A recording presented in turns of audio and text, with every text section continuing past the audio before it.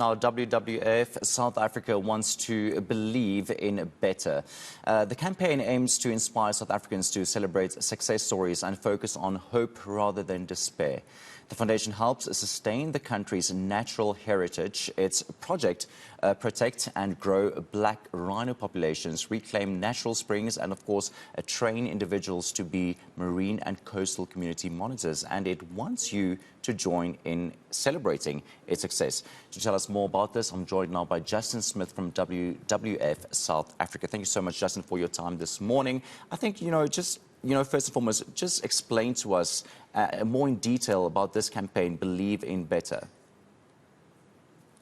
Good morning, Baron. Thanks so much. I think a couple of things. There's been so much negativity and so many challenges that South Africa and many other kind of countries have been facing over the last couple of years that really wanted to try and drive a brand campaign that's about hope and optimism. We've got these incredible natural assets in South Africa, as well as an incredible diverse community of people. And that gives us a real foundation to deal with some of the challenges that we face, things like load shedding, cost of living, interest rate increases. So I think other than when we're having a good sporting weekend, we tend to be a little bit too down as South Africans. And we really need to work together to kind of protect and secure these incredible resources we have and make sure that they're available for future generations as well. Let's talk about some of your achievements. I mean, what are some of those specific, conservation achievements that WWF South Africa specifically, is celebrating through this campaign as well? Baron, we work on multiple areas. We've got a really big focus on freshwater issues in South Africa because of the water challenges we do face and that many South Africans experience. So we work to secure South Africa's strategic water source areas, which are the big upper catchments that provide most of the water to our cities, to our agriculture, etc. So we really work with communities in those areas to clear alien plants, to restore natural vegetation, and create jobs at the same time. Part of that is also helping with water access through restoring natural springs for community access, and that's been a very big part of driving our engagement with government, civil society, and business as well. We also have a very big marine program, as you mentioned earlier, and again, South Africa's coastal ecosystems are really, really incredible. So working with fishing communities, both commercial and smallholder, also working to expand our marine protected area network in South Africa and make sure that as consumers, we can make responsible choices around our seafood as well. And then from a wildlife perspective, there's so much negativity and so many challenges we do face around poaching of rhinos in particular. But I think one of the really positive spots for us is our black rhino range expansion program. Working with partners, we've managed to create 50 new populations of black rhino across the subcontinent. And actually, black rhino numbers have been growing in Africa over the last few years. So where we can work together effectively, you can see positive impacts. And I think that's a lot what this campaign's about. The big environmental and social challenges we face can be super overwhelming, but we can also make sure we see progress and try and work together to try and improve that situation. Now, 2024 elections, of course, coming up, and believe it or not, WWF, you have some role to play there. Just explain to us your role there. I think we're obviously not a significant political commentator or movement, but at the same time, we want to make sure that South Africans understand we all need to participate in our democracy. So even if we're frustrated, even if we don't feel like we have the perfect organization to vote for or work with, we need people to get out there and vote, to be informed about the decisions we have. And I think to be optimistic and at least have some hope for the future that we can try and work together on. And part of that is really celebrating these incredible natural ecosystems and heritage that we have in this country.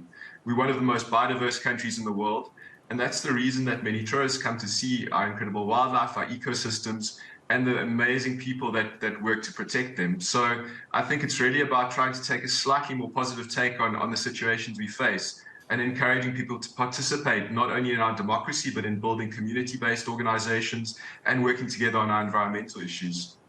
And I think, touching on that as well, what you just mentioned, coming up, or the elections coming up as well, making sure that who you vote for is also, aligned with your purpose and the things that you stand for, whatever it might be. When it comes to a global, perception, WWF, you also, you play a huge role there as well. What impact do you think WWF South Africa particularly, has, when it comes to a global sphere and also making awareness for certain, objectives and certain goals that you have as an organization? So we work with WWF offices across the world to try and influence policy, not only in our country, but really some of the international agreements that govern those really big environmental issues like climate change and biodiversity loss. So at the end of last year, as an example, a global biodiversity framework was agreed between 192 countries in the world. And that basically means that they've all committed to protect 30% of their land and marine areas over the next 7 or 8 years, or by 2030. So that's incredibly important that we've got these commitments to try and protect and maintain ecosystems at a global level. And then the next layer or the next step is for us to work with our government and partners in South Africa to really identify how we're going to implement that and meet those targets in our country in a way that involves community decision-making as well, and also secures the critical ecosystems that we have. We've got a long way to go. We've only got about 5% marine protected areas in South Africa at the moment, and sort of between 10 and 12% on the land, depending exactly how you measure it. So we need to really work in increasing that scope and making sure we can protect these incredible systems we have in this country.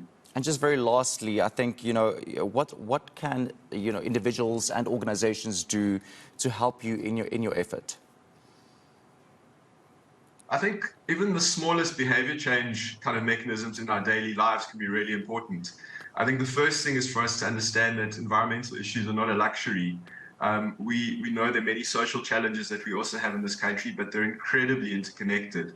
As South Africans, we depend on nature for food, for water, for medicines, for energy. So it's not just about protecting nature for nature's sake. It's also for our livelihoods and our businesses that protection is important.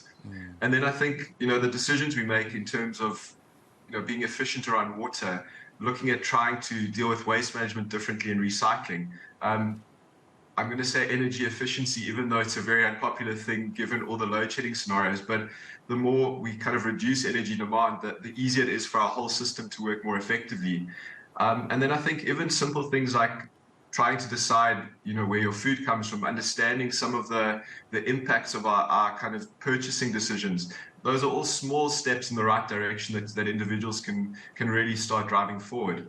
And then I think finally, and maybe going back to your question around the sort of active civil society component, I think for any individual to just understand what NGO or what kind of organization they might be passionate about and might want to support, whether it is through volunteering, whether it is through financial support, that strengthens the entirety of our civil society in South Africa and helps organizations like WWF take our work forward as well. All right. Thank you so much for your time. It's WWF South Africa's Justin Smith. This morning, of course, the Believe in Better campaign, that is what they are currently focusing on.